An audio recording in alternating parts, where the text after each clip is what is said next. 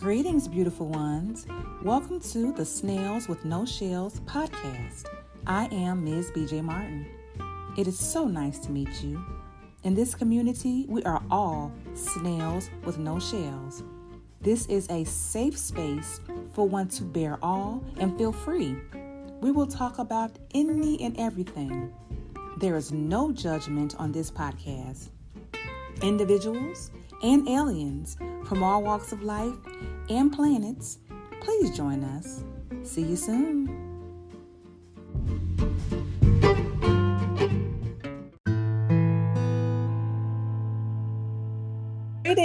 Greetings. I am Ms. BJ Martin, and this is Snails With No Shells. And without further ado, I would like to introduce my very special guest, the beautifully talented, amazing Ashley. Hi. Love it. Ashley, how are you? I am awesome. How are you doing? Excellent. I am great. Thank you for asking. Yes, ma'am. And thank you for being a guest on my show. Thank you for having me. I'm super excited and a little nervous, not gonna lie. But I am just glad to be in this space. Awesome. Okay, and I just want to let the audience know that today's topic is going to be based on domestic violence awareness, so they can know what they're getting into before we get started. So that's that. All right, moving right along. Ashley, where are you from? I am from New Orleans, Louisiana. All right, New Orleans. Okay. Wow, that's awesome. You're the first guest that I've had from somewhere else. Everybody else has been like, well, I had a guest from Cincinnati and I had a guest from Atlanta. Okay. Yeah. Nice. Yeah. So, okay, New Orleans. So, how long have you been here? I've been here a little over a year. Okay. So how do you like it? I love it out here. Mm-hmm. I get a lot better than Dallas, in my opinion. And honestly, I love the landscaping. Like, everything just feels rooted here, and it's like not man-made. If so, I'm pretty sure it's not much. So I really, really love it. Okay, so you were living in Dallas prior to moving to Georgia, Atlanta. Yes. Mm-hmm. Okay, and how long were you in Dallas? Since 2015, I believe. Okay, so you were there for a few years. Mm-hmm. Yeah, I was there for a while. Okay, I heard the weather is, well, I know I did hear it gets hot there too, so. Oh, yeah. Okay, so Dallas to Atlanta. Yes. Awesome. So tell us a little bit about yourself, Ash. Do you have any?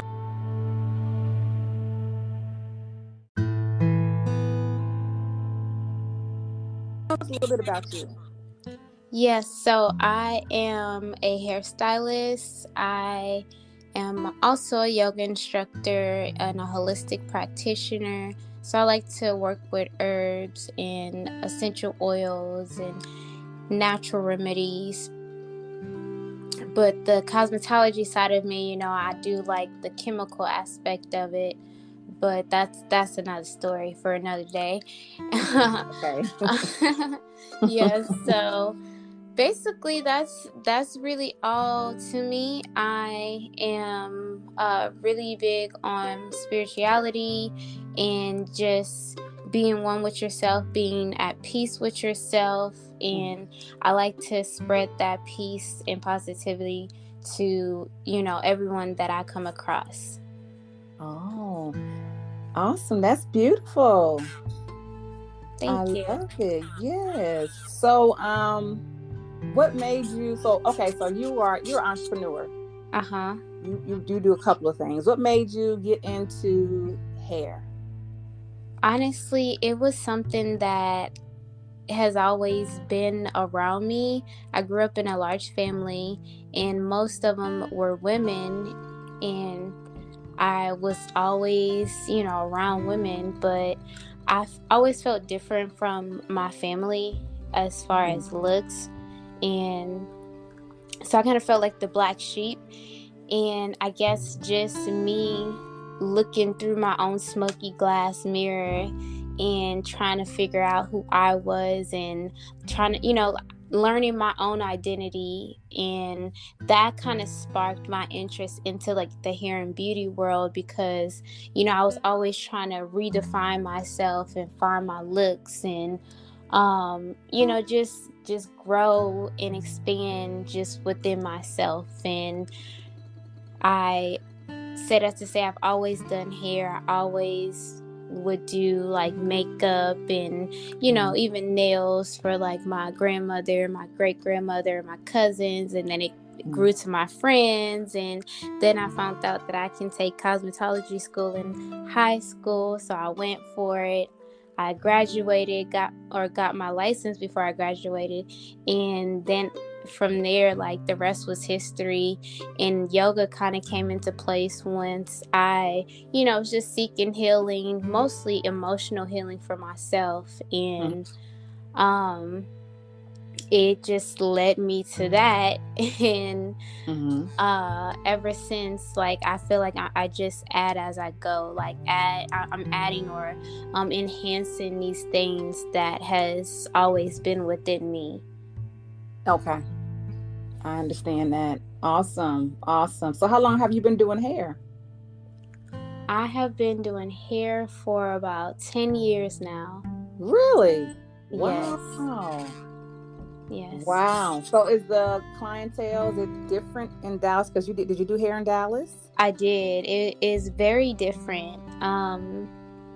Because I guess the different areas and every city, even if it's like a city 10-15 minutes down the road, like you'll notice they'll look for certain things or similar styles. So yes, I feel like Atlanta, it's you get a little bit more creativity.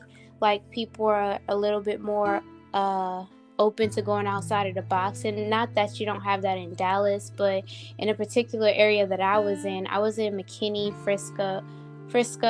I moved around a bit, but the majority of the areas, it was more so corporate America, 9 to 5 and like family type clientele. So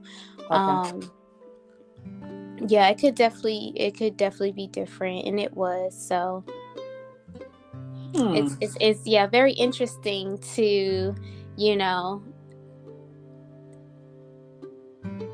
to put it together, I guess. Okay, so your clientele, are they young, around your age? Are they older women? So in Dallas, it was more so older, but I did have clients my age and a little bit younger. And so it really fluctuated, to be honest. But I could say my clientele has been between, or now it's about 25 to like 45. Okay, the age group. Okay. Okay, yeah, that sounds about right. Yes, that's right. 45-year-old women are still popping. Let me tell you. Yeah. Oh yeah. Okay, all right. And so, you say you're a yoga instructor as well. Did you have to go to school as well for yoga? I did. I took a 200 certification class, and I actually went through it twice. So with two different companies or instructors. So it was that was also a really good experience, and just to see from the two different perspectives in yoga, and it really taught me a lot on speaking and directing, leading.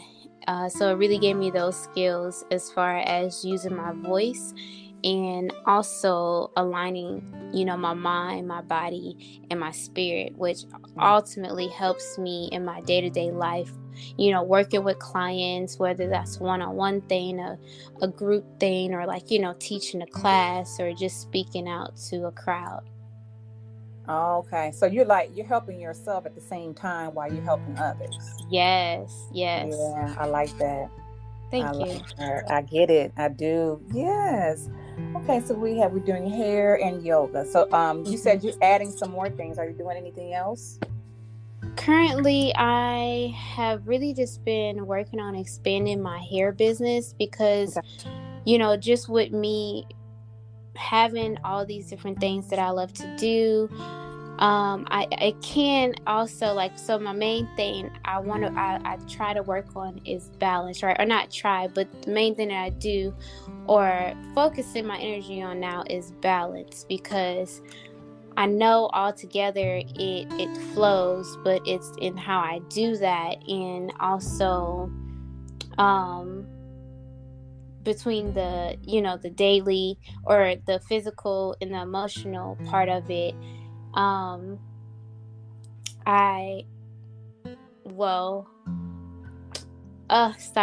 I'm drawing a blank. No problem. I'm That's drawing a no blank problem.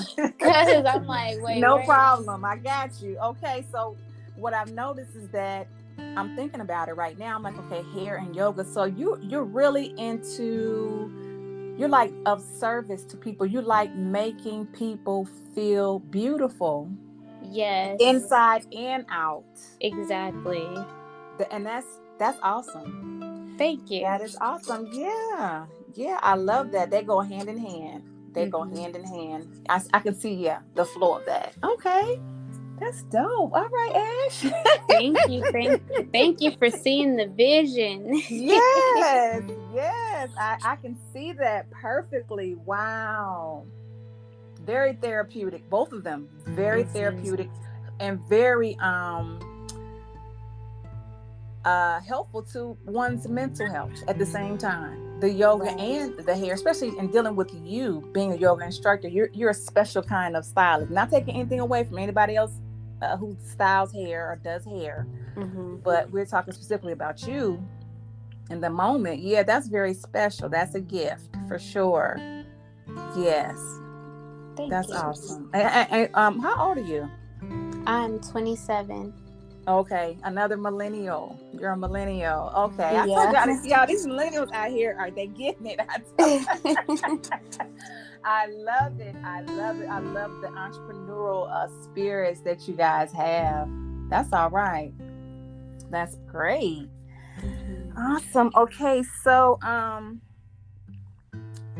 guess we're going to get to the next segment of the show. I'm gonna allow you to tell your story as far as you dealing with a domestic violence situation. Okay.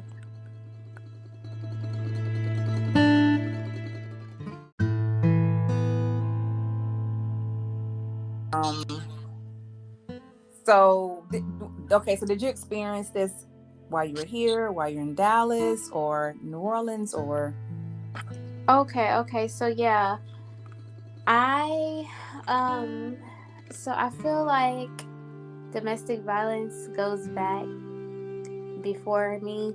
It goes into my lineage, and just with I'm not too much sure of my great grandmother, to be honest. Like, I haven't really tapped into that conversation, but I can say just learning through my own healing and even writing my own story. I have a book called Water Me and I'll Grow, and I kind of go into these things, and it's basically based off of my childhood, or at least I speak on it in the beginning just to let people know a little bit about myself. But ultimately, it stems from my childhood and just me, or my lineage, my heritage. I don't know the word to say. I don't know the word I'm trying to say, but basically, just try your best and take your time. Okay. Basically, it goes back to my family and their history in domestic violence, although it wasn't spoken about. And I feel like there was a lot of secrets or things that just was silent, and although it was silence, it doesn't mean that as a kid, even for myself, that it wasn't felt, it wasn't seen, it wasn't absorbed. So my physical abuse, or I should even say emotional abuse, started in Dallas when I was with my son's father. And it was a toxic relationship. We was toxic to each other, most importantly, but I can definitely say that he was a really big influence on just bringing that out. And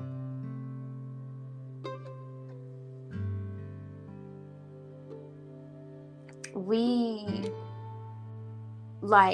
called, we got in the, police involved, and it got to the point where, they said that we both, they were going to take both of us to jail. And it wasn't until I literally, one day, again, the police was called. It was shortly, I believe, after my son's first birthday. And he basically, we called the police. I called the police, and the police basically, after all that, he ran away. That's what happened. He ran away after I called the police, because he was already, on probation, or they were, it was a case opened on him, or he did some time on it, and so he ran away. And the police basically was telling me in that moment that, there's other places you can go to.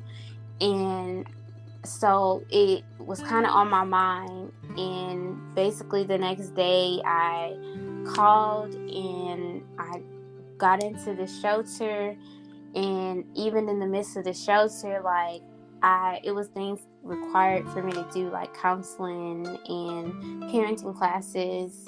And in these classes, or in the counseling session, it brought up a whole bunch of, or not a whole bunch, but it brought up a trauma. It basically, it was where my healing journey really began. And even in the classes, I became aware that I was being emotionally abused. I thought it was just the physical, that's why I'm there. But honestly, it was more emotional abuse than physical. And I didn't realize until, I had got myself out of the situation and really reach out to the help that was needed. And, some people, say oh, I'm scared of going in these situations or these, shelters. But honestly, at the time, I didn't really put too much thought into it. But I was blessed to be in one of the would be considered nicer shelters. But honestly, I still, people still stole from me. They still, clothes. They threw away, products that I had. And just because, they're being women who are hurt and they want to hurt other women, or whatever the case, and whatever it was that they were going through. So that relationship, pretty much, it definitely, it got better before it got worse before it got better. And it was definitely in our younger days, and I feel like I've healed for the most part of those situations. But when it comes to communication, that is a one thing that me and my son's father are still kind of battling with. Like, has been much better, but I feel like the distance and me even moving to a whole nother city or a whole nother state has been really freeing for me, and it has helped to shape and mold my, my reality. But even where I'm at now, because it's about a little over a year now that that I've actually just moved from Dallas to Atlanta, and honestly, I was still running. I ran off with a friend, and we ended up getting married, and we basically got in, like, we basically like was moving too fast and was doing things all the wrong ways, but that triggered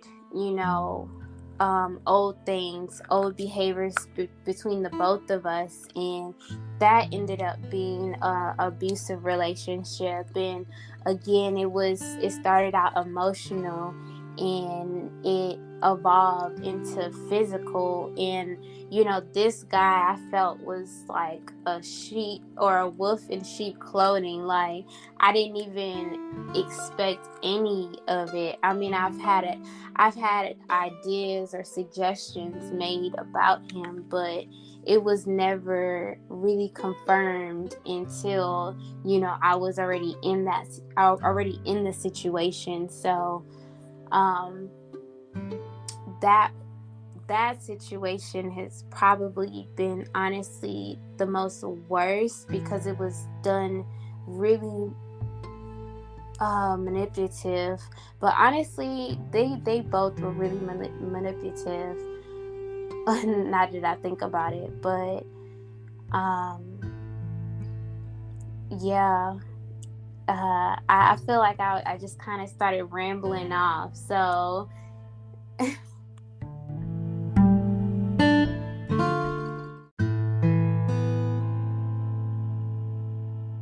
So yeah, I was saying that no, you're not rambling, not at all. You're telling your story. You're never rambling. Don't feel like you're rambling when you're telling your story. You're telling something very personal about you. This is very brave for you to even do this. So you're never rambling. Don't ever feel that way. Okay. Yeah, that's a like I say, you're very brave, and that story, I get it. I do understand. You were in one situation, and you just basically went with someone else who was in the same situation. Mm-hmm. Yeah, and when you don't do the self work, when you don't heal, that's what usually happens. And when you're running away from yourself, you're going to run right into that same person. Right. That's what usually happens. And it sounds like you were just trying to be in a safe space. You cared about this person. You wanted to feel safe. Mm-hmm. And they probably made you feel safe at first.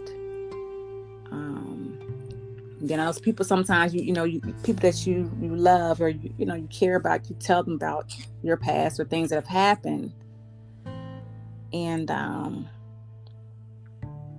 sometimes it just goes left. You're like, I told you that, and you're gonna do the same thing that I just experienced with this person. Right. But I do know for sure that we go through these things in our life to teach us lessons. We have to learn these lessons, and they will keep until you get it. So I truly understand. I too have dealt with a situation like that before.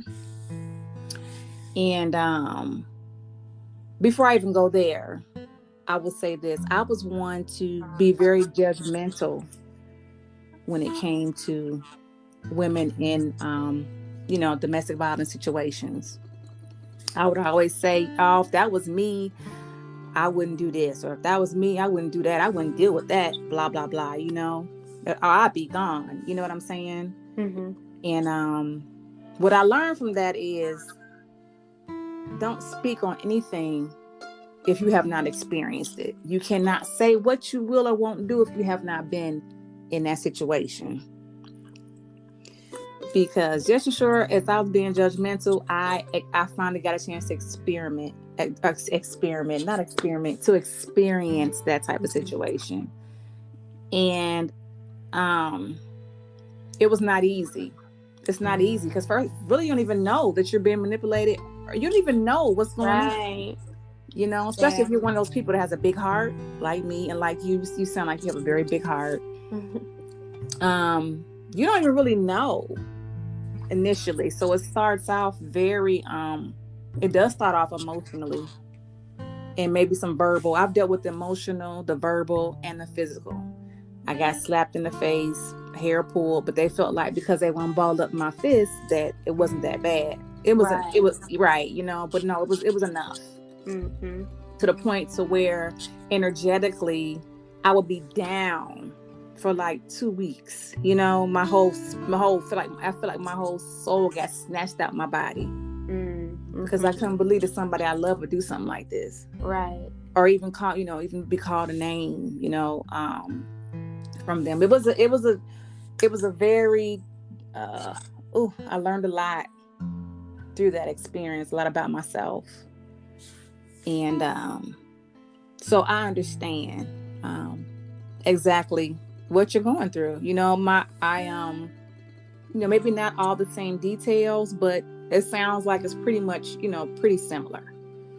So again, I commend you for even coming out and telling your story, because to be able to talk about it, it takes a lot of bravery and just confidence, and because you're going to change somebody's life. You're going to help so many people and change so many lives. So, wow. But you know what? I do want to say this. You said you went to a shelter for women and they were stealing your stuff. I didn't know they were doing all that in women's shelters. I wouldn't even be thinking about that. I'm thinking that everybody's going there, because they want to be in a safe space. Right. Wow. Yeah, girl. And that's something you need to talk about, because people need to know this, because that's the truth,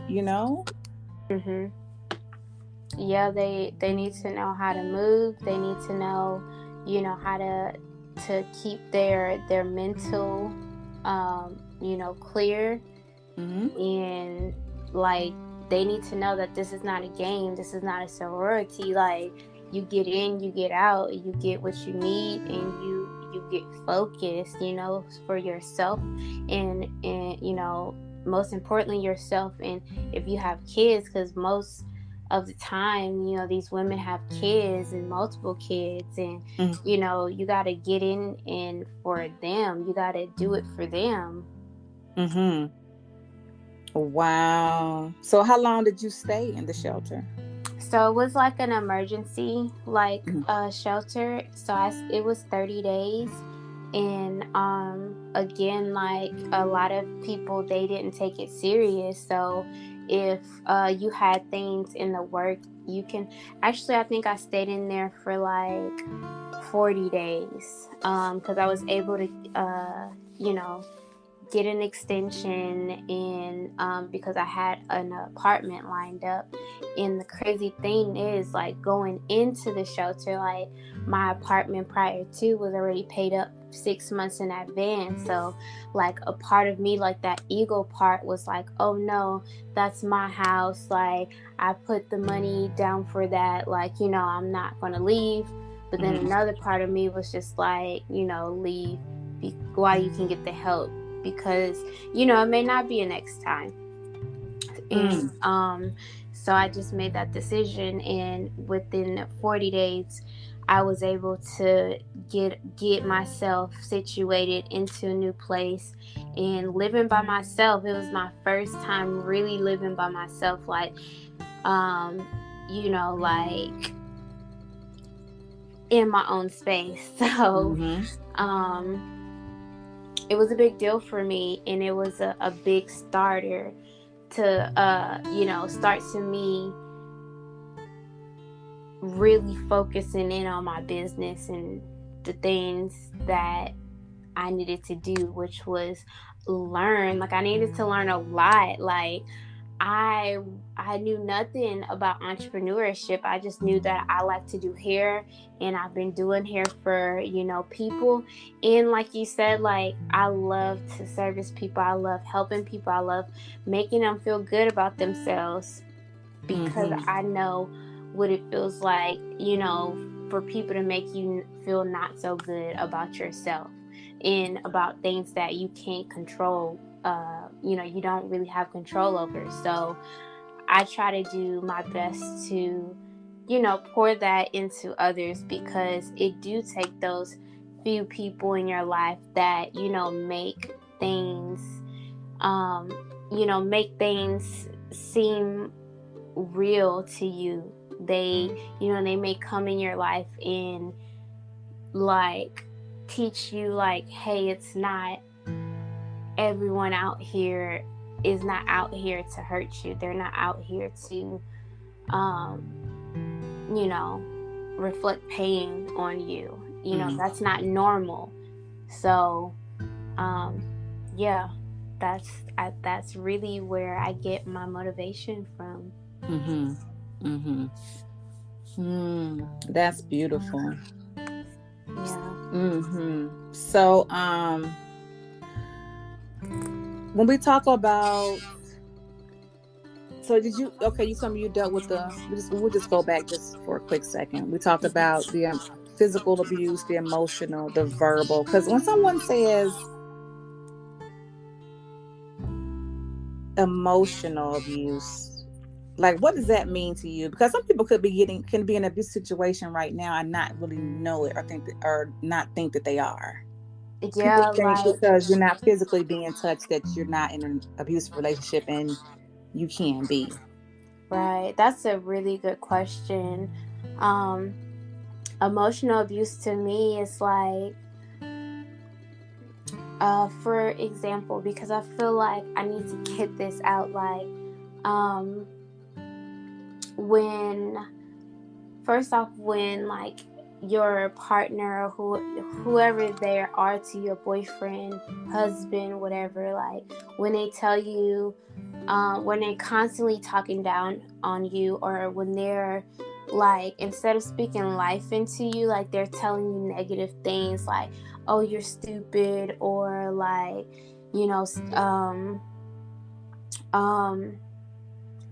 why are you putting that on, like, you don't need to, like, put makeup on all the time, like, you're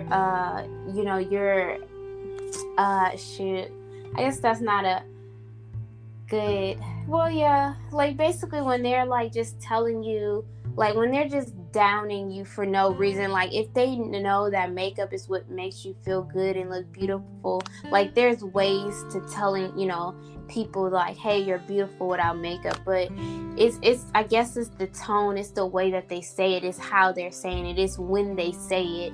So it's like they're basically playing with your mind and your insecurities, instead of they're playing off of it, instead of like using that same power to make you feel good about those situations, and shining light on it, letting you know, like, hey, I see this, and you may feel this way, but this is how I feel about it, and I feel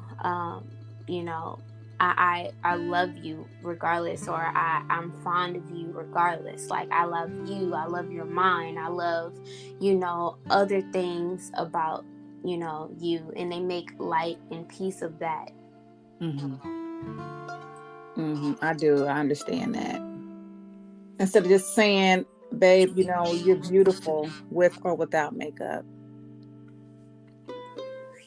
it's like they use it negatively. Because they don't want you to feel good about yourself. Right. They want to keep you in a certain like mentality or vibration, so that they can keep you in that control. Right. And the person that's doing that, they don't feel good about themselves. Exactly. So they definitely want you to, and they want to make it seem like they want to make it seem like they're all that. Like, oh, I got it together. You're the one that needs some help, and it's really them. Right. Right. Yeah. So yeah. So ladies, and listeners, these are just a few things that your mate could possibly be saying or doing and you're not really aware what's happening. So I just want to talk about a couple of things so that you can be aware of how it's done, and to let you know the mindset of the victimizer, that person, where they are mentally. So, or they'll even create drama in your life, or they'll separate you from your friends and your family, or they'll constantly make comments on why they don't like something or somebody, just to lure you away, from that person. They may even go to the extent of lying or over exaggerating a situation.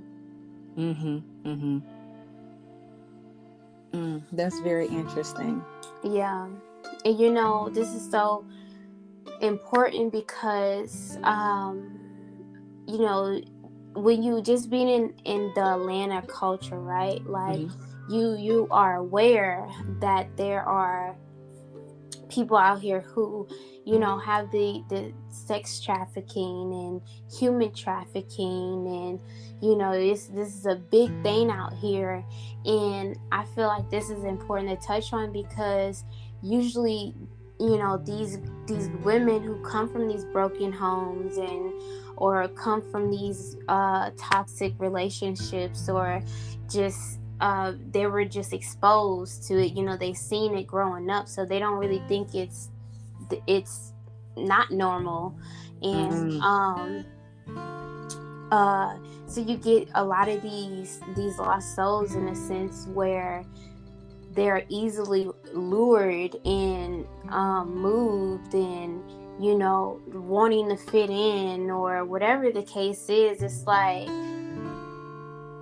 I think it's important for them to know that self-love, like self-care, and just learning and surrounding yourself with positive people who are doing better than them, or people who are on the same who's wanting to better themselves as well, so that they are in that space and constantly being reminded and pushed, and being held accountable to move past what you think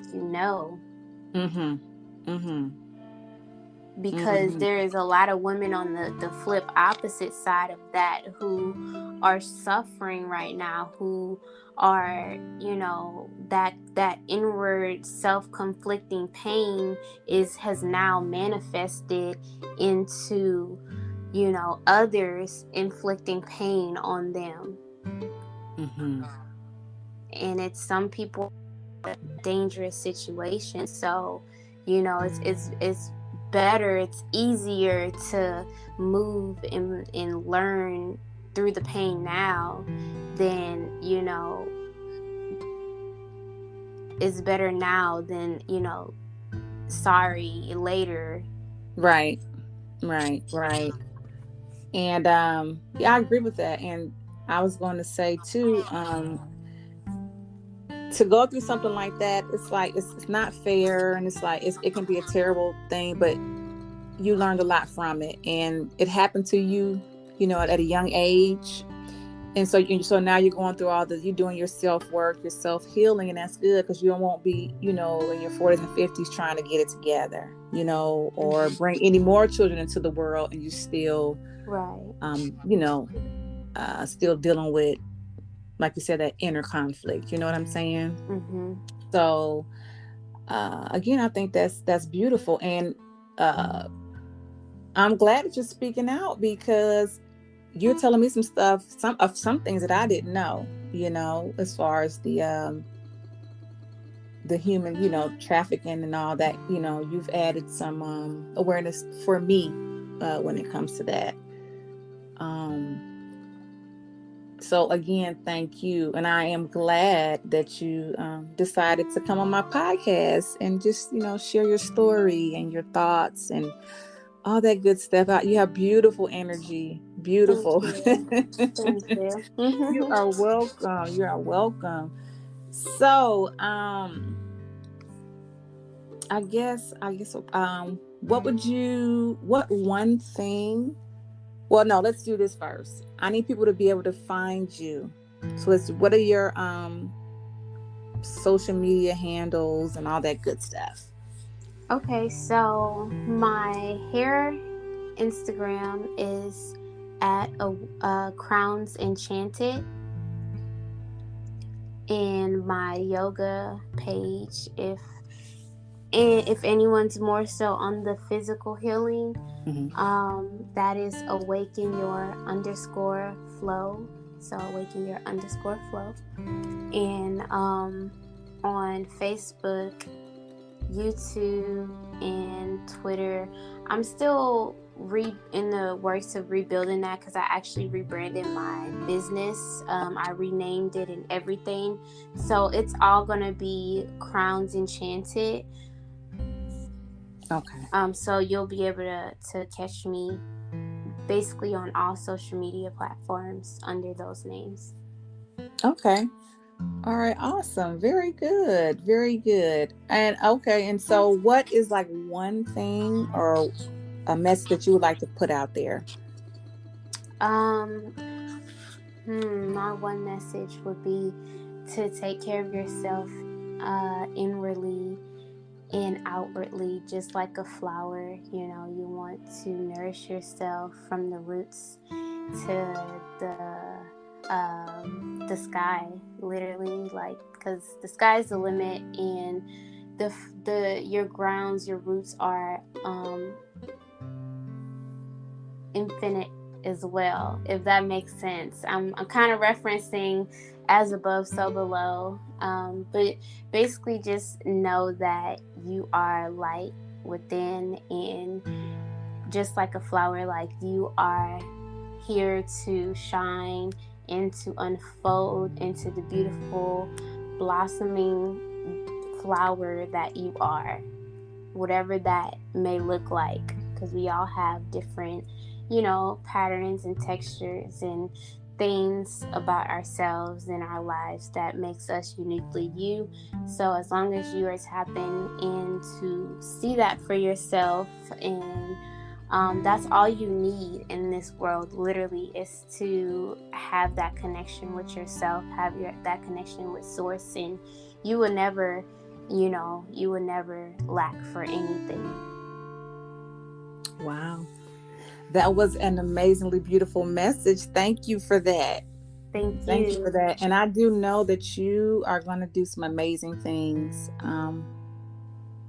for many women in the world. I can feel it. It's going to be great.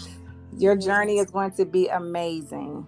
Thank you. Mm-hmm. All right. Well, we're going to wrap this show up again. I would like to say thank you to Ashley. That was beautiful. Thank you for sharing your story.